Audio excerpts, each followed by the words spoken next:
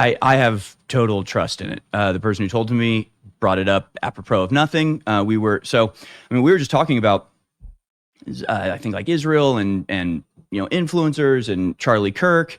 And as I remembered, he just said, he's like, well, Charlie Kirk says he's afraid that Israel will kill. And I was like, whoa, because just the day or two before, I was like, I just made a video. Did you see my video? I just made a video saying that he looked scared in this interview with Megyn Kelly. I have less ability sometimes online to criticize the Israeli government without backlash than actual Israelis do. Mm-hmm. And that's really, really weird, isn't it, Megyn? That's not right. And you'll see this as we go through some of these videos. There's this like permanent condition of fear, underlying sense, especially amongst like the Charlie Kirks of the sector. I guess walking on eggshells would be a way of putting it, but more like walking through a minefield. That they're so scared of saying the wrong thing. They're so scared of stepping on a landmine, of expressing something in not quite the correct way and having their lives destroyed for it. That's a deliberately fostered condition. That's because they've been threatened or because the threat is implicit. If you step on the landmine, you die, right? So that's how they act. And they act like they're really carefully stepping around a bunch of bombs.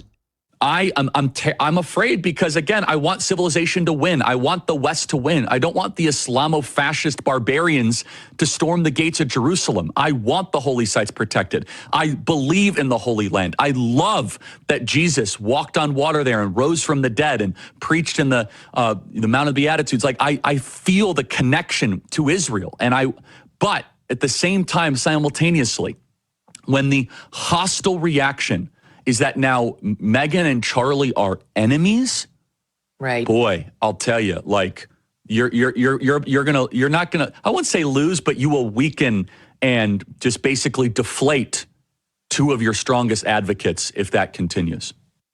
The last time I saw this man was at Ron Paul's 90th birthday, which was a much more happy endeavor than the one we have been on as of late. Harrison Hill-Smith, how are you doing, brother? Very good. Thank you. All things considered. How are you? Yeah, right. Well, I'm okay. Very, very concerned about the state of our country, very concerned for Charlie's family. But I would first, just from your vantage point, you're a Christian, you're a right-wing political commentator, you're a father. This had to feel like a strike close to home for somebody like you, no?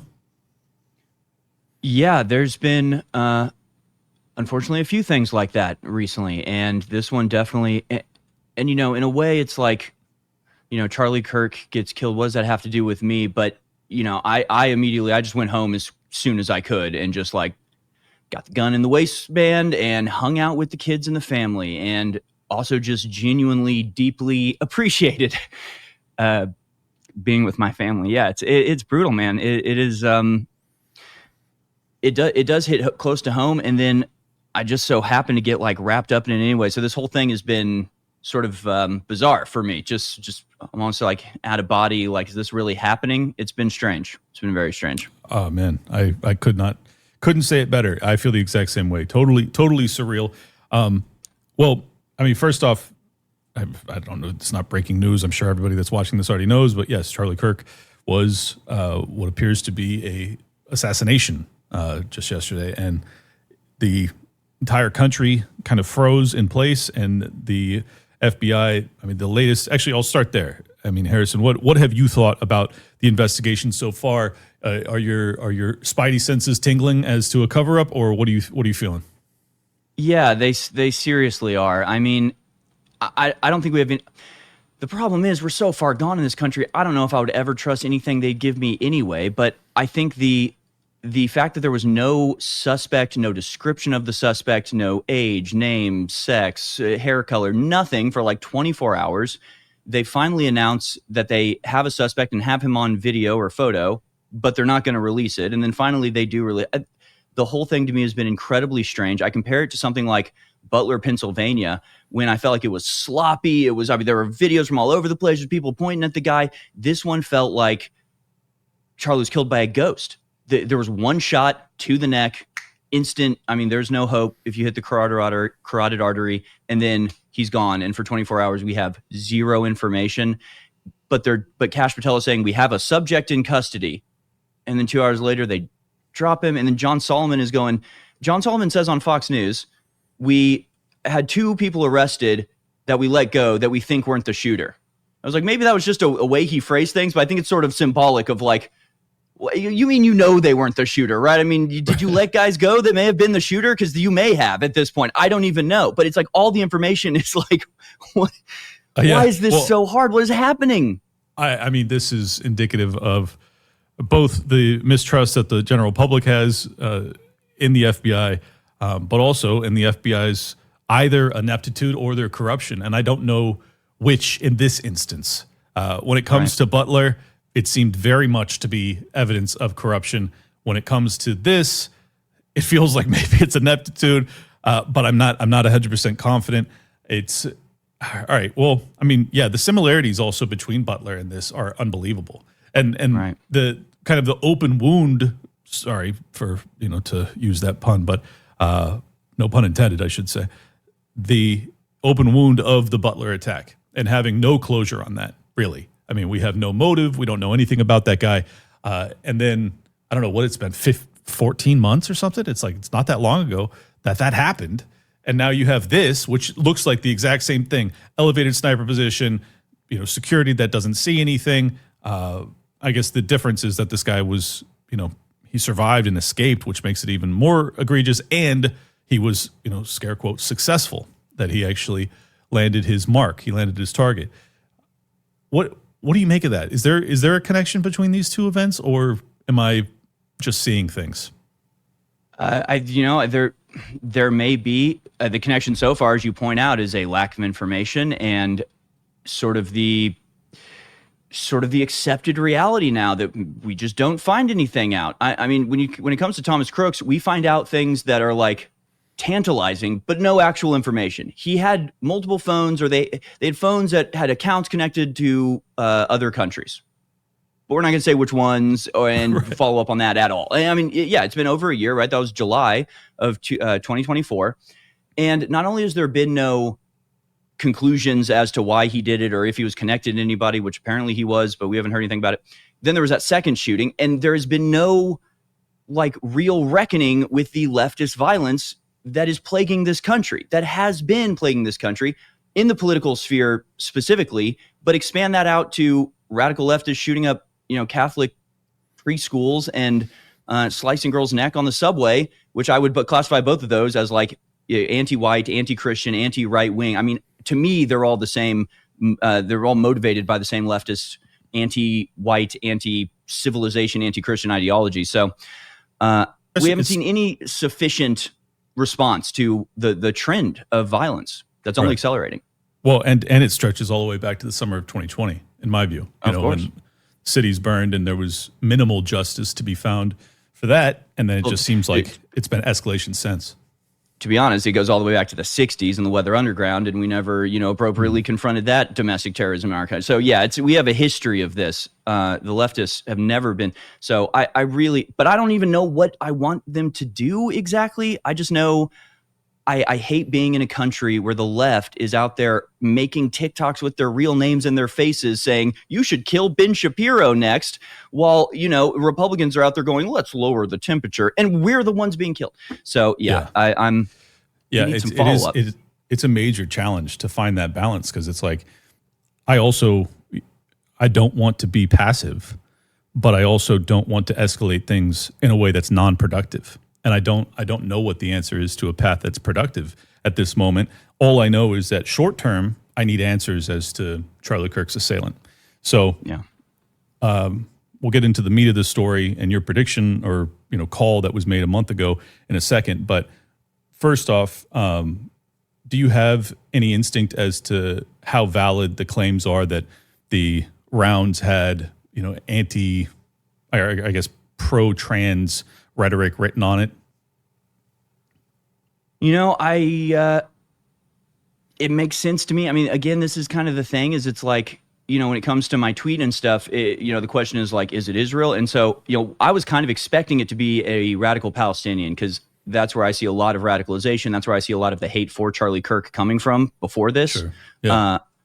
So I was kind of expecting that. And in that form, it'd be like, well, it's both just as likely to be a radical leftist because they're crazy and violent and they hate Charlie Kirk.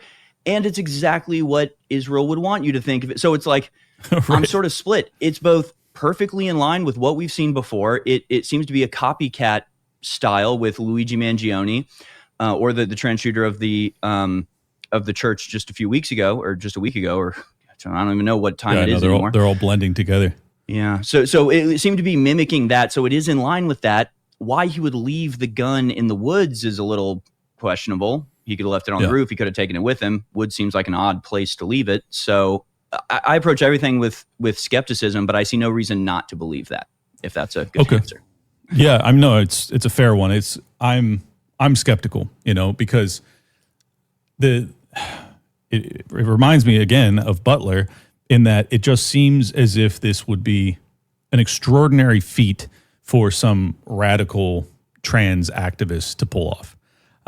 Right. Just as, how do you actually rattle off 8 shots past the former and future president of the United States head?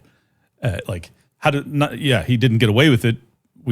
He's died, but still just the how did you actually pull that off? It just doesn't add up. And then the same thing with this. It's like, all right, so I've done lots of threads on this and I'm exhausted because I didn't sleep at all last night because I was so, racking my brain trying to figure out what happened. Right. But it does feel like as an amateur, people keep harping on I could land that shot. It's 200 yards. Yeah, anybody could do it. All right, fine. That's not really what strikes me as makes me suspect that maybe this was a professional.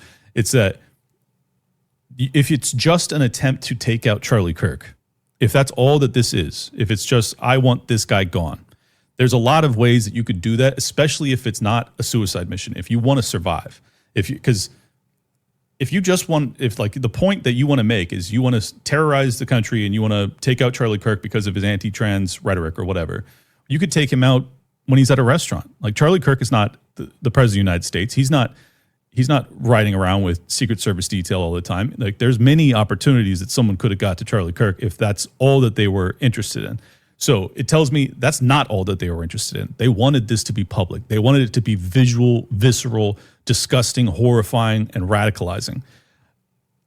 So if that's just a trans activist, do they really have the capacity to get up on this building a couple hundred yards away, fire not multiple shots? They don't rapid fire. They're not trying to take out the entire crowd, which you would assume that if they don't like Charlie Kirk to the point that they want to take his life, sure, they want to take out everybody that's there, right? Or the vast majority of the people are his supporters. So why wouldn't you just rattle it off? Or just if you're not even interested in killing his supporters, you're also you really want to make sure he's dead. You only fire one bullet. Right. You fire one shot. You are real confident in yourself. You fired one shot and you were like, I know I got this guy. And then and he's out of there. And then you get out in seconds. Yep. And then you get out of there. And then you still haven't been caught. And then you also have these radicals in the audience saying, I did it. Shoot me. That part. It's like, what? Baffling. Utterly baffling. Who acts that way? I mean, because I was saying this on my show earlier. It's like, put yourself in the mindset. You're at an event. The speaker gets shot. They think you did it. Are you going to sit there and go, I have the right to remain silent? But shoot me. It's like, what? Yeah. And then explains that? Who acts like that? and then basically they said he confessed to it. And then they go, right, he didn't do it. And it's like, all right, so maybe he's just a lunatic that's a counter protester of Charlie Kirk that wanted attention. I don't know, man. But anyways, but it provided the perfect chance for the guy to lead. It's shady, man. Exactly. It's so shady. Yeah, exactly. So the actual sniper gets out of there, and then he's gone, and then he's in the wind, and you don't catch him. So he's pulled off these miraculous things, and also the bullet drop. I haven't even mentioned this part, but Charlie's wearing body armor. Like, it had to hit either his head or his neck, or it had to pierce the armor. It clips the armor and ricochet. I mean, this is what it looks like at this point. That's what it looks like. It clips the armor and it ricochets into his neck, and it's extraordinarily lethal. So that's just pure luck. Okay, maybe it's all luck. This radical trans activist pulls off all these miracles. Bullet drop lands perfectly, everything, and they get out of there perfectly, and it's just an amateur. Okay, maybe. I'm not so sure. And I can. Yet again, I hate to do the same answer for every, but it's like I could see it either way. Honestly, when you ask about like, well, why go after Charlie Kirk here? I think if you're a radical trans person, you do want to blow Charlie Kirk's head off in front of everybody on camera.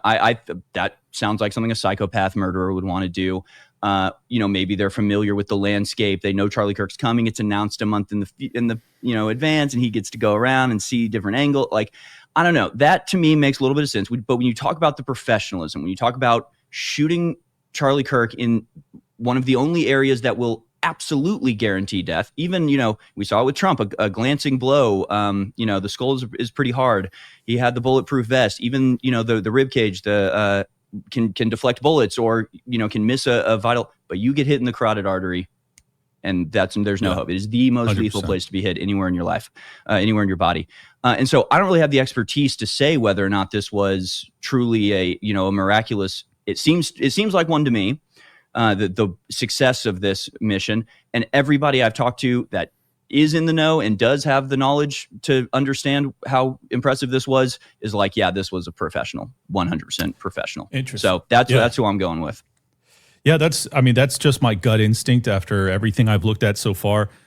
In many ways, I would prefer it not to be that, because then it opens up Pandora's box. Is this our intelligence agencies? Is this foreign intelligence agencies? Who actually was behind that? So let's get into the meat of the story. And the reason I reached out to you, obviously, I think that you're a fantastic political commentator anyway, so I would have loved to talk to you about this. But your call on this was wild.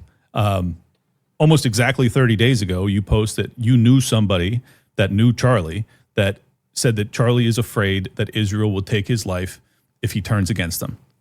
I know you've already said, and I'm not going to expect you to out your source, but I am curious as to how valid do you think that claim was? I have total trust in it. The person who told me brought it up apropos of nothing. We were just talking about, I think like Israel and influencers and Charlie Kirk. And as I remembered, he just said, he's like, well, Charlie Kirk says he's afraid that Israel will kill. And I was like, whoa, because just the day or two before, I was like, I just made a video. Did you see my video? I just made a video saying that he looked scared in this interview with Megyn Kelly. And the guy says, no, I didn't see that. But yeah, that's what he said. Because the whole time I'm thinking Charlie Kirk looks scared talking about Israel, thinking that he's afraid of losing donors, afraid of losing sponsors. It didn't even enter my mind. He's afraid they're going to kill him. And so then when this guy said that, I was like, whoa, that's even more intense than I thought. And then we talked about other stuff. Like it wasn't really that big of a deal. But I tweeted, but then Ian Carroll posted something that reminded me of that. And so I went ahead and tweeted that out. And now I'm like the number one response under all of Benjamin Netanyahu's tweets. So it's very like surreal, very weird that, because you say I didn't predict anything. I feel like, because then yesterday I'm hosting the Alex Jones show, which I never do. Like I never host Alex Jones show. I've done it like once, for like 2 hours a year. And I happen to be on air for 30 minutes, and it happens to be the 30 minutes where Charlie Kirk gets shot. And I'm live when that happens. And then it happens to be my tweet that goes out that I just randomly put up. And it feels very much like God is moving me like a chess piece on a board. And I'm like, did I just foil a Israeli false flag? Because I didn't mean to. And when Charlie got shot, it didn't even enter into my mind that it might be Israel. Like I completely forgot about that. We've been talking about the killing on the train, on the light rail, all this leftist violence. That's where my mind goes, transgenderism, pro-Palestinian stuff. And it wasn't until somebody else posted that tweet of mine that it was like, oh shit, right. Yeah. And then I started thinking about it. Right. That dot suddenly gets reconnected for you. Look, Charlie did make some criticisms of Israel, but they were very mild. I mean, compared to me, compared to Fuentes, and even Dave Smith is much more critical of Israel than Charlie Kirk was. So do you think that he was actually flipping on them? Scare quotes? I don't know. It did seem like he was moving in that direction. Like, this is the thing. In a way, last night for a minute, I was like kind of feeling guilty. I was like, ew, this is getting spread so much. And now everybody thinks that Israel's behind it. I'm like, if they weren't behind it, I kind of feel bad. No, for sure. Yeah. I'm just trying to tell the truth. And that is the truth. I did hear that. And I had no way of predicting or anything. And, God, I'm glad I did at this point. So I'm kind of feeling like, like, I don't want to, because I do actually want to find out what happened. I want to find out who killed the guy. And like, I don't want everybody going down a rabbit trail that I accidentally led him down. So I'm kind of like feeling guilty about it. But then I talked to another friend and they were just like, because they're convinced that it was Israel, and they like laid out and they're just like, Bibi Netanyahu was the first person to, say that he was dead and, post his condolences like 3 minutes after it happened. Israel Post was the first people to report it. First media anywhere was the Jerusalem Post. And then like, you've got the two guys distracting the people so the third guy can get away. You got this jet that apparently left, 5 minutes after it happened, and then turns off its transponder. And of course, you have the thing with Tom Alexandrovich not too long ago with the Israeli pedophile fleeing with the cooperation of the authorities. And it just sort Epstein of like cover up.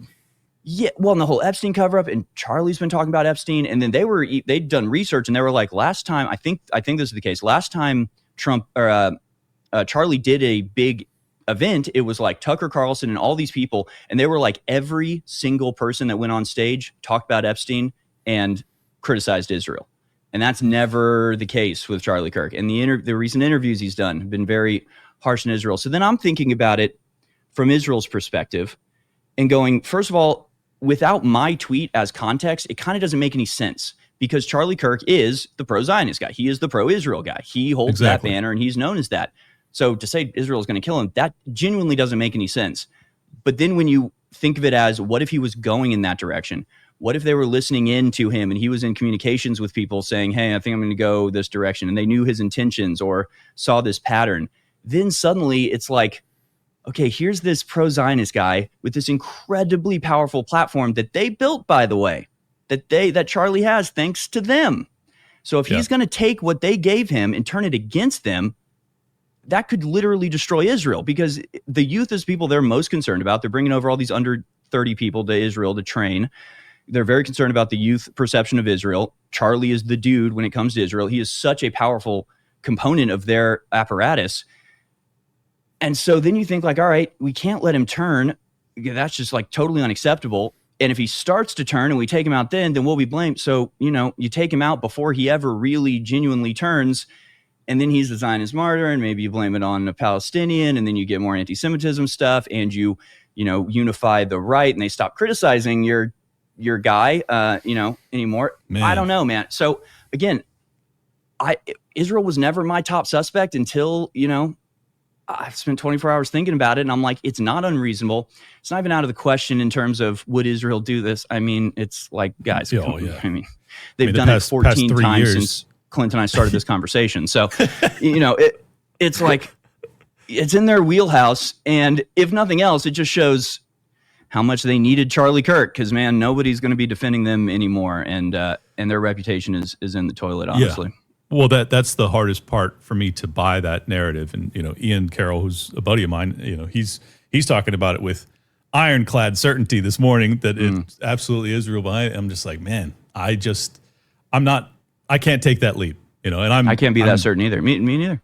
Yeah. I'm about as critical of Israel and their actions, especially over the past few years, as anybody in the right-wing commentariat. And I'm not confident at all. But I also do think that it's not as if it's impossible, for sure. The problem is Mossad agents go on CBS News and say, we are the screenwriters, we control everything. And it's like, you can't exactly blame us when we go, is this one of your little productions, sir, Mr. Director, screenwriter, controller of global events?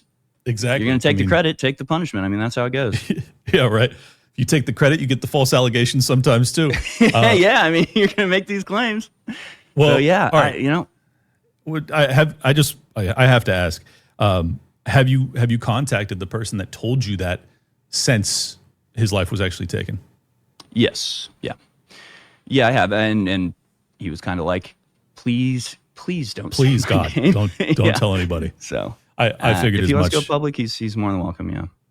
And Yeah, you know, no, that's really the only information extra. You know, people are going, "You got to tell us more," and I'm like, "That's literally all I got. That's what I heard. I tweeted out what I heard, and you know, we really didn't talk too much about it. So it just feels very well. And you know, another crazy thing on top of all of it, under that tweet, also from August like 13th or something, somebody goes, "Yeah, if I was them, I'd take him out in a public area during one of his events and blame it on the Groypers." And like, it's very uncanny how accurate that prediction was. man. Which, say what you want, there's something going on there. Yeah. Well, I think, you know, just to kind of extrapolate this out and get a little bit macro analysis on it, what really concerns me is that, you know, Charlie Kirk was, setting aside my disagreements of his views of Israel, because he was actually, you know, kind of a water carrier for Israel for many years. He was a very moderate guy. You know, he's about, especially for the under 35, I think he was 31 years old. For the under 35 crowd, I don't know if you could find a more pro-Israel commentator. Right. Certainly not one with that size audience. So it's just, I mean, it's just shocking. It's shocking if Israel were behind it. I mean, it's kind of a, you know, cutting off your nose to spite your face moment, unless they knew definitively that this guy was about to flip on him. But anyways, the point I was trying to get to was, you know, he's such a moderate compared to everybody in the circles that you and I run in. And it's like, if Charlie Kirk, say this is some trans activist or, you know, just as the left is celebrating his demise, and you're like, do you understand that he's the fucking nice option? Do you understand that Charlie Kirk's the dam and Fuentes and then way more radical figures than him are the river? Kind of like Trump was? Yeah. Any thoughts on that? No, I think you're exactly right. And I think, I hate to, this has been a turning point. I mean, there's almost this like weird synchronicity with everything, but like, I really think this is an inflection point. The stuff I'm seeing people say now is unlike anything I've ever heard before from people that aren't, you know, people that I know in my real life, not political. Like, this is really, I think, I don't even want to say radicalizing a bunch of people, just really making people understand the situation that we're in and understand that we can't continue to take this not seriously enough, like continue to treat leftist violence, the leftist radicalism as something that's just part of this whole democracy thing that we do. It's not, it's destroying it. It is absolutely the most dangerous thing threatening us right now, which again is why I don't, like, even though I'm the guy that's at the center of the whole, like, it was Israel thing, I'm not even that certain. And I don't think it's as important as recognizing the psychopathy of our fellow Americans. You know, Israel is not the one making all of the TikTok videos laughing at Charlie Kirk's death. And there are hundreds of thousands of those, and they're the people teaching your children. So it's like, yeah, Israel's bad, but like what Charlie Kirk's death has revealed is this undercurrent of not just people that are kind of mean and might like spit in your food at McDonald's. They want you dead. And I really think that it's about damn time Americans recognize that. And finally, I think it's been put right in their faces, and people can't ignore it anymore. Because it really is. These people are insane, dude. They're like inhuman, and we have to recognize that and figure out how to deal with it. I know. And what is concerning is that, you know, this is not just radical college, you know, it's like congressmen, Marxists. They did it in Congress. Yeah, they did. They booed moment of silence. But I'm saying, like, this is your, as you said, it's like, it's your school teacher, it's your psychiatrist, your psychologist, your therapist. It's like all of the people that went through academia also have taken on this worldview. And they've taken on this worldview of celebrating the demise of a good guy. Like, Charlie Kirk was a good guy. He hurt nobody. He, you know, built this huge empire, 31 years old, father, no rumors of impropriety, infidelity, nothing. Yeah, just like, and everybody I knew that knew him, and I've met him a couple times, is like, just a good dude. Just a really fucking good stand-up guy in a world filled with really scummy people. And it's like, it really is exceptional, isn't it? Yeah. It's like, oh man, if you are going to celebrate his demise, I can't even imagine what you want to do to somebody like me. Like, no, for real. And all he's really saying is like, a man is a man and a woman is a woman, and we should get married and have kids. And it's like, You know, and I've never bought into this, you know, Christians are being hunted narrative. I've always thought it was overblown.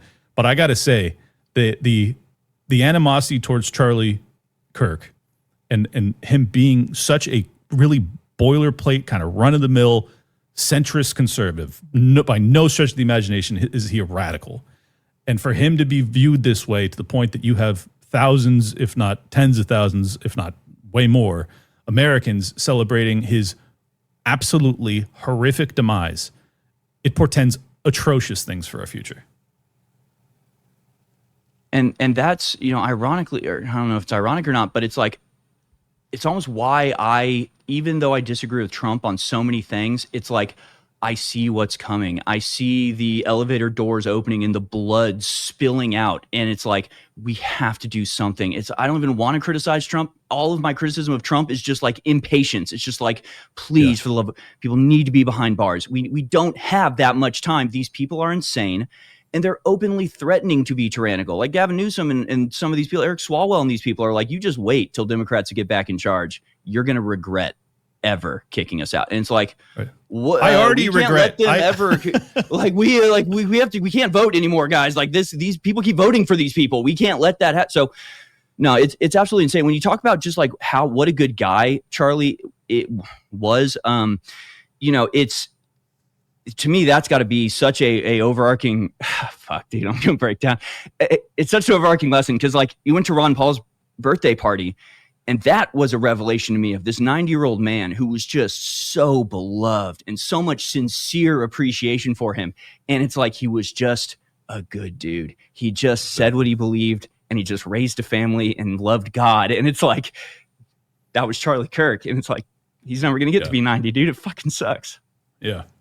I've already gone through my crying phase. So if anybody thinks I'm being callous, I'm right there with you, Harrison. It's been excruciating, you know. And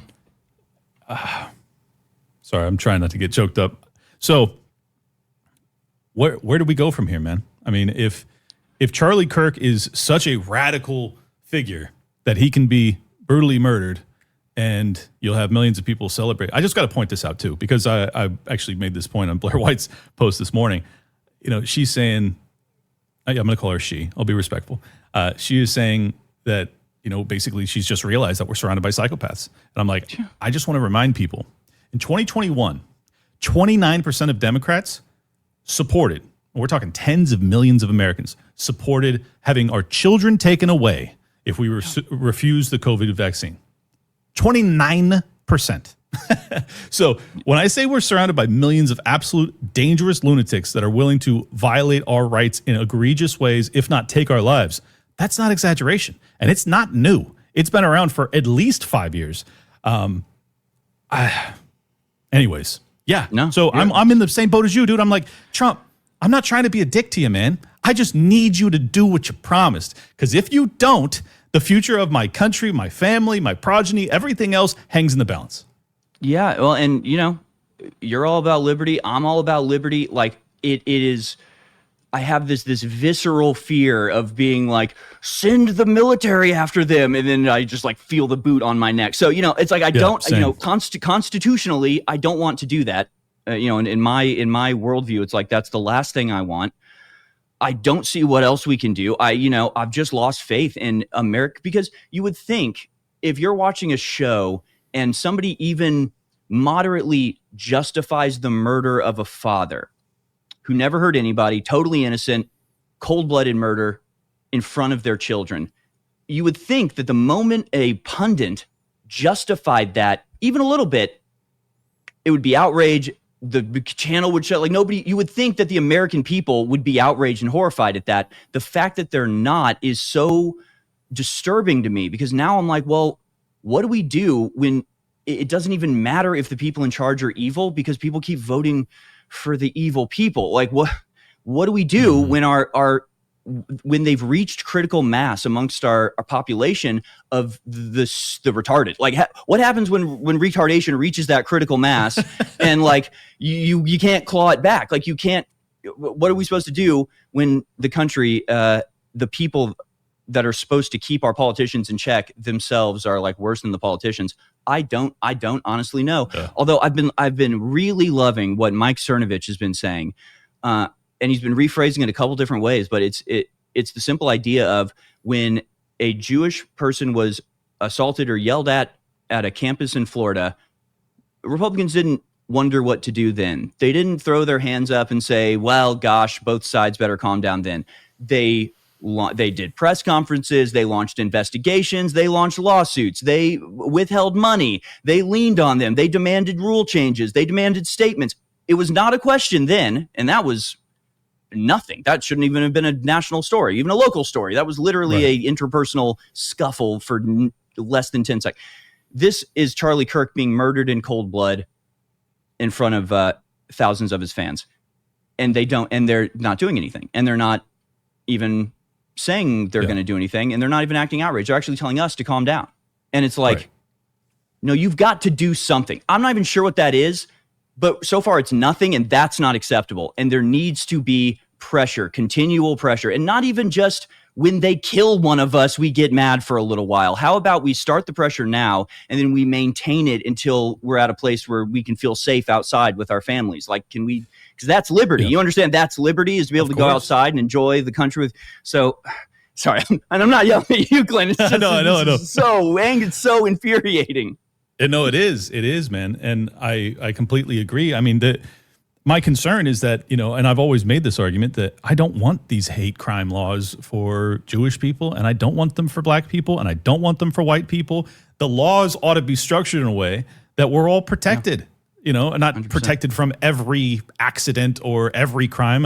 You'll never be able to protect everybody from that. But I'm just saying, like, if someone takes your life, I don't need some, federal overarching thing to, like, who cares? Just put the dude in prison. Like, this is how it should be working. But instead, I think the point that you're making is that when there's an incursion into the Jewish community, they have demonstrated a capacity to move heaven and earth. But if it's just some random white person, they're like, well, what are we going to do? Right. And I think that if you've demonstrated the capacity, well, then you don't have an excuse anymore. You need to do something serious. And I think it starts with, can we actually take in Charlie's assassin alive? And can we actually get answers as to that narrative? And I'm telling you, if they bring this dude in deceased, it's going to be real hard for me to believe anything. Now, what are your thoughts about that? Like, what would you need to see or hear or know to actually be convinced that it's some radical trans activist? Because for me, it's going to be a stretch. Yeah, I don't know if there's any. I mean, hell, didn't they bring Sirhan in alive? Didn't he spend a couple decades in prison? That's true. He won the shooter. So, it's like, I honestly haven't even thought about, like, when they bring him in, I kind of just, for me, it was a foregone conclusion. We're eventually going to get the Stephen Paddock, Thomas Crook style, photo of the bloody head, and that's it. So, what if they bring him in alive? That didn't even occur to me that it was a possibility, Clint. I didn't even think about that. But it obviously is. Yeah, the only reason I think that it's a possibility is that this person tried to get away. Like so many of these events are suicide missions. Like, they go in there trying to take out as many people as possible, and they're going to fall on their sword at the end of it, however that comes, by their own hand or from cops or whatever. This person didn't do that.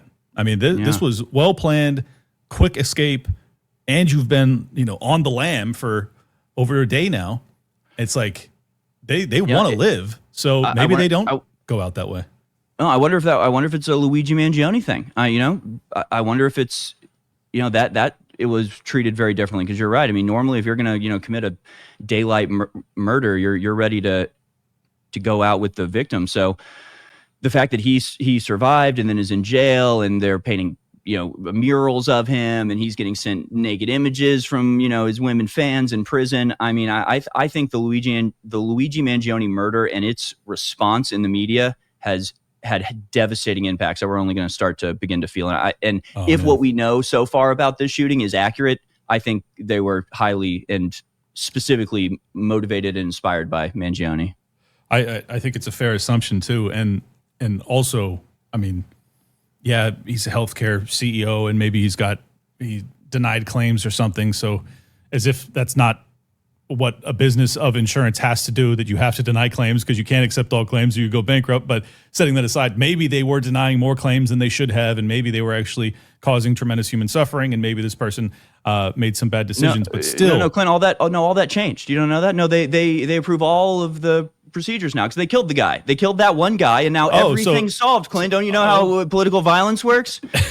It's so stupid. It's like, what do they think is going to happen? It is so stupid. But anyways, the point I was trying to get to was that he was a father, again, exactly, yes. and a brutal, just out of nowhere ending of their life. So cowardly too. For Mangione to be perceived as this hero, when it's like I don't know if it was dead at night, but it was early morning or whatever, to just walk up behind the guy and pop him in the back. It's like, you're a piece of fucking shit. You're just an absolute coward and a scumbag. And for people to, lionize you or deify you as a consequence of it, I think that was, if it wasn't the lockdowns and the mandate and the parent or the child removal polling, the Mangione moment for me was like, oh, we're in serious trouble. Like we are surrounded by people with murderous rage that do not care about your life, lost your life, your children. They don't care about anything. They want vengeance. And then Charlie Kirk really lands close to home because he's this white political commentator that has positions that are not even as radical as your and I's. And again, same thing. Man, it's scary. Yeah. Well, and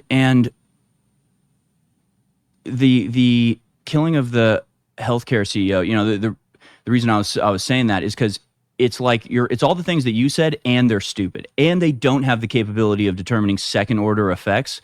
Because to me, isn't it kind of a beautiful thing that, like, in America, a billionaire and a school teacher can be walking down the street and they look exactly the same and they interact exactly the same, and there's no noticeable difference between them. Isn't that kind of nice? Because in third world countries, the billionaires land in a helicopter on the roof and they never walk on the ground, and they're surrounded by bodyguards all the time, and they go from limo to limo. And it's like one of the beautiful things about America that we've lost a lot of, we've been losing it for a very long time. But the ethos of America is the billionaire and the construction worker can sit down next to each other at a diner and have a conversation and be equal for all intents and purposes. They are equal, beings. And when you kill a guy in cold blood, the only thing that happens is every other CEO, every other executive on that board gets a bonus. So they get private security, so they don't have to interact with the little people anymore. They're literally creating the conditions of the socialist, dystopian, tyrannical hell world that they think they're fighting against, because I remind you, they are stupid. And that's the hardest thing to get over. I really do. And they've just radicalized everybody with Charlie Kirk. And I mean, it's like, guys, it's like, for your own sake, you've got to stop. It's like, this is advice I'm giving you. The left has got to stop. I agree. And it's not, you're not going to if they think Charlie Kirk's radical, you aren't going to de-radicalize us by brutally murdering him in front of our eyes. I promise you that. That's not how you de-radicalize people. It's like, if you were to, I'm not even going to do hypotheticals because I'll get accused of things. I'm just saying, political violence is a fucking dead end. And it's going to end up backfiring in a way at some point that is absolutely horrific. And for the record, the reason I'm saying that is not a threat. It's a warning. I don't want that to happen. I don't want to live in a country like that where there's tit for tat political violence that escalates. Particularly, we're not even talking about politicians. We're talking about political commentators. A guy who just fucking talked into a microphone and sat in front of you and was very kind and like patiently debated with thousands of college students over the years and was just totally not anything that you should have feared. And I think that's the thing that concerns me most, is that, like, Charlie Kirk really embodied the idea of, like, use your words, not your fists. Like, he represented true, like, the classical liberal pro-democracy. We're going to sit down and we're going to have a legitimate, respectable debate. I'm going to bring my facts, you're going to bring yours, and we're going to see who's got the better ideas. Like, that's the only way you have peace, is that if we settle our differences verbally, we don't pick up weapons. And you took up weapons against the guy who only used his words. What the fuck were you thinking? I'm just flesh and bone, but your relationship with the truth. You know, and to point out a potential silver lining of this and a potential good that could come out of this, not only is I think it's helping to unify the right a little bit. A lot of people that asked him a week ago, they would have had very harsh words to say about Charlie Kirk, are expressing their admiration for the way he lived his life. Yeah, and so am I, to be honest with you. I had a lot of criticisms for Charlie. But the other thing is, I really hope, and this might be hope in vain, I really hope it's waking up Democrats to who they're in bed with. I've seen some videos. I hope people are looking around and going, is this my side? Wait, my side's the one laughing at the man murdered in front of his children? Maybe I need to look at that. Maybe I need to extrapolate that and go, what else does this spirit inform about my side? Because I hope and pray that it backfires, that doing this, actually, I think that's the solution. Actually, I think the only solution is to make them regret it. I think it's to make it very and abundantly and undeniably clear that political assassinations make everything worse for the people who do it, okay? And I mean, you are going to see Charlie Kirk's face every day for the rest of your life. And that's what I want to see. I want to see Charlie Kirk's face on billboards. I want to see us do a minute of silence for him before every Republican event for the next 10 years. Like, we need to shove Charlie Kirk down the left's throat to remind them that you want to kill somebody, you're going to make them immortal, and you're going to have to lose to them forever. Okay. Yeah. So stop taking shortcuts in the political sphere. Well, I really think that's a message we have to teach them. Yeah. And my fear is that the same people that think Charlie Kirk's this dangerous radical also think that Trump is Hitler and he's a fascist and blah, blah, blah. But it's like, if you just start whacking in public ways, peaceful, random political commentators on the right that have big followings, you're going to get fascism. Like, you're going to get laws that absolutely make your life miserable. What the fuck are you doing? Like, do you think this is going to lead to anything that I want or you want? And it's just like, they have no strategy. It's just pure, like, I'm hurt, so I'm going to hurt. That's it. That's the entire logic. It's childish. It's really concerning. I don't remember. I feel like I either saw you say something about this or maybe we talked about it. I don't even remember, but I think you'll understand exactly what I'm saying, because it's the same thing you just expressed, because I've been feeling this with the judges when it comes to Trump and these judges stepping in to stop Trump's orders. And I'm like, guys, you're making me want there not to be judicial review anymore. Like, you're getting me pissed off at the concept of judicial review. I cannot, let you do that. It's important we have judicial review, so stop abusing it. Like, it's very simple. Stop abusing the things that you like, you absolute morons. So yeah man, well, and it's tragic. And it's like, I think you're referencing, either the deportation regime or so much of the, judicial malfeasance that existed when he was out of power too. All of the, they were throwing the kitchen sink at him, but now that he is in power, they're doing kind of the same thing and stonewalling him every step of the way. And yeah, it's just like the whole system is kind of breaking down as a consequence of, activists and radicals. And I guess, there's historical examples going back to, pre-Soviet Russia. And I just don't want to go down that path. I know. And people like you and me and Alex Jones, I mean, we have been decrying this and warning about this and trying desperately to lead to a better path forever. And we get called Nazis for it, which is just perfect, right? It's literally trying desperately to pull you away from fascism, and you're like, shut up, Nazi, as you go right over the waterfall. It's just insane. God. So we've been pulling that direction. We've been trying to make that argument, and I guess they're gonna learn one way or another. But I really hope that Trump fulfills his mandate and just does something to try to mitigate this disaster that we have on our hands, this rising tide of what I would consider third worldism. I mean, you look at Mexico, like 100 people get murdered every time they have an election. It's totally normal down there. Bribes are normal. Murdering your opponents is normal. Transnational terrorist drug gangs are normal. That's what life is like in Mexico, and that's what we are slowly becoming. And I love living in a world where, okay, I'm sorry. This is my point I was trying to make. It relies on vulnerabilities. Our society is good because it's vulnerable, because it has possibilities for people to take advantage of it.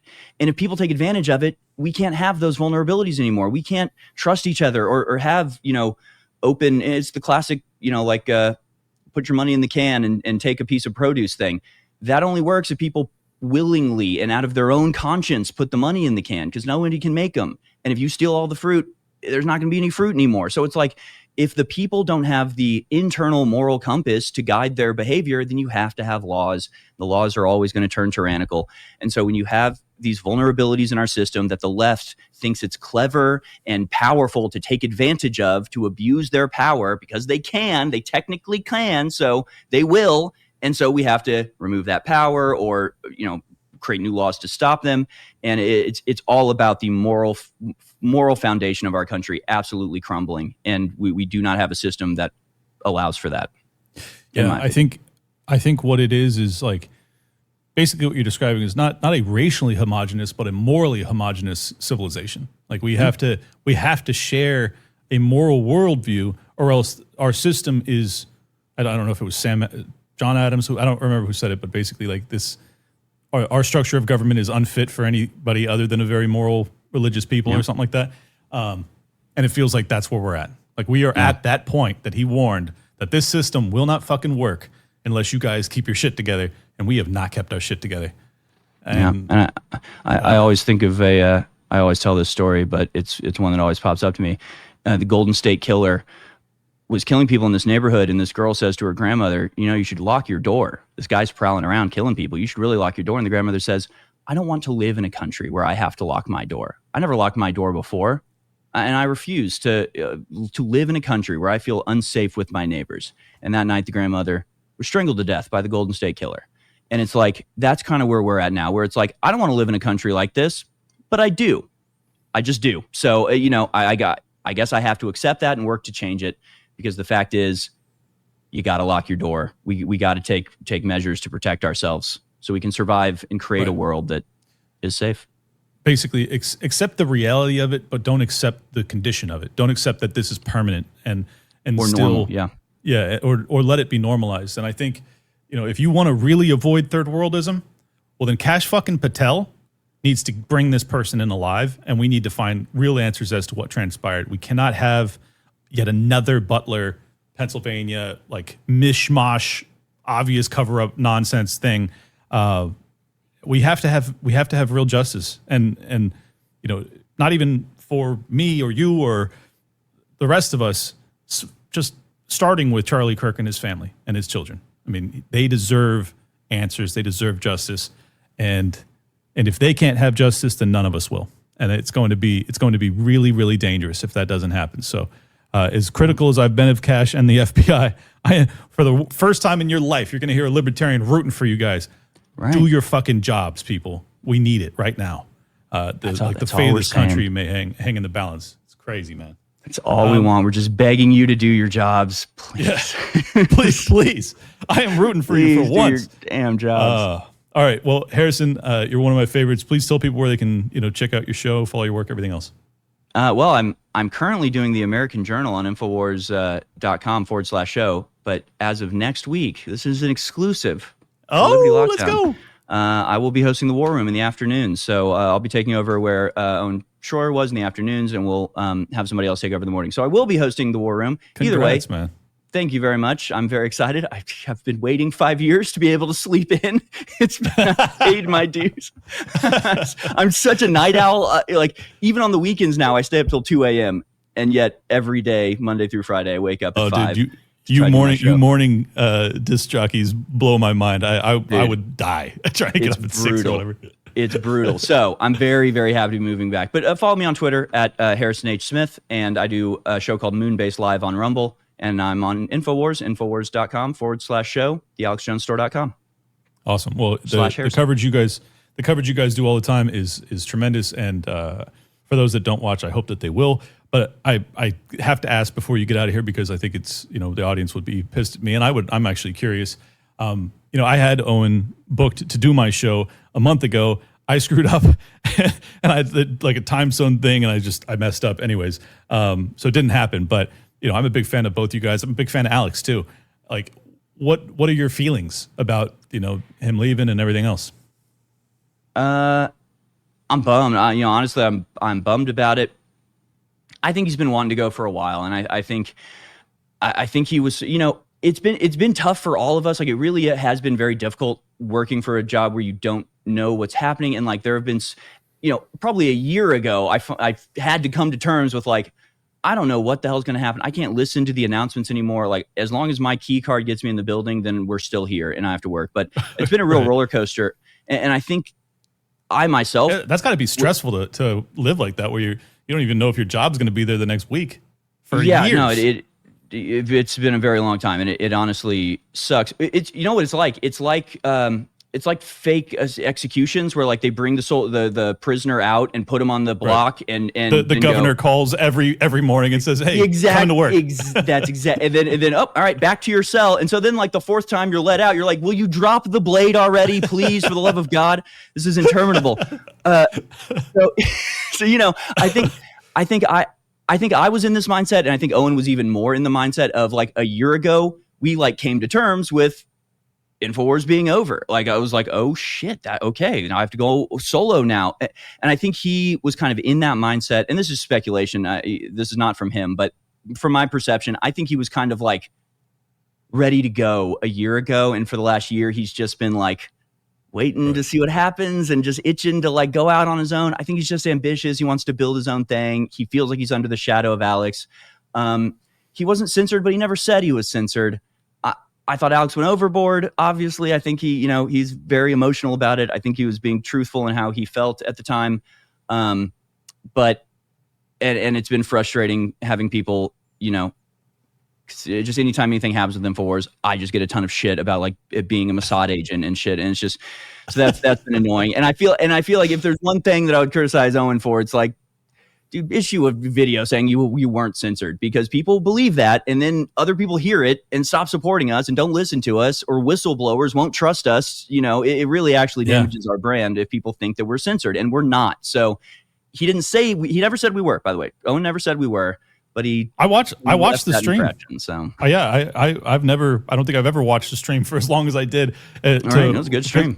Yeah, well, no, I did it because I wanted to understand. I wanted to understand what happened. Because I'm such a fan of all you guys, and I was like, all right, I got to hear his side of the story. I want to make sure that I hear it. And I don't think that he said that. Like he hinted at basically like there was just what it sounded to me like was that he wanted to run his own shit. Alex was like, I have a guest that I think should be on your show, or that could be on your show. That's a big high profile guest. And it's like, well, that's not censorship. That's nothing. That's what happens on a network. I've got this big guest. They're going to be in town. I think that it'd be a good fit for you. Are you interested? That's not censorship. So it seems to me like he wanted to get out of the nest, so to speak. And that it's started to create a clash a bit. And honestly, I think that all of you guys are awesome. And I think that you're all going to go on to create and produce incredible things. And I hope that there can be a peace treaty signed, especially in the aftermath of Charlie and everything else that we've seen. I hope that they can find that love that I know they once had, because I think that the country needs it, and I need it personally. So I'm rooting for you guys. I totally agree. And I love Owen. I think he's going to be hugely successful in whatever he does. I admire him greatly. I mean, he and I are like the same age. Like, he started working for InfoWars like a year before me. I have the best memories of like Chantilly, Virginia, Bilderberg, like sitting out on the little patio of the motel, drinking a 24 pack and like chain smoking cigarettes when I first started working at InfoWars, just like, just staying up all night chatting with Owen. I mean, we've had some very good times being chased by crazy communists in New York. So we miss him. I miss him. I'm sad that he left, but I understand. Here's what I'll say. Neither one of them is lying. Wrap your mind around that one. Neither Owen nor Alex is lying. They're both being totally truthful about their perspective of the situation. And I have heard nothing behind the scenes that contradicts anything they say on camera. That's a beautiful thing about InfoWars. People are like, like, it's funny. Alex, if Alex is going to censor us, he does it on his show by going, the other shows are talking about Israel 24/7. And I said, it's fine. They can talk about whatever they want, but like, I'm not going to do that. And so I'm sitting there in the office like, thank you, Alex. I get it. I hear you. That's how we. And so then I go on my show and go, Alex yesterday was saying I spend too much time on Israel, but here's why I think I should. Like, that's how we talk to each other. So that's the beauty of InfoWars. Watch Alex, watch Owen. Yeah, no, exactly. I think that you guys all add something really special and unique. And I'll stop blowing you guys and just say I wish you all the please. best. I think love it. InfoWars is awesome, and I think Owen's awesome, and I think you guys are all going to crush. Anyways, if anybody enjoyed this episode, which you should have because it was revelatory on multiple levels, please do hit the like button, subscribe, and share it around. And thank you again for your time, Harrison. I wish you and your family the best. I wish our country the best, and I most urgently wish Charlie Kirk and his family and his children justice and also the best and God's grace. Lord knows we need it right now. We'll see you guys soon. Peace. Amen. I have 30 seconds left to live. I'm dying from a gunshot wound. But what would you actually want to tell me if I have 30 seconds left to live? In 30 seconds, you're about to meet eternal judgment. And so you got 10 seconds left, you're dying from a gunshot wound.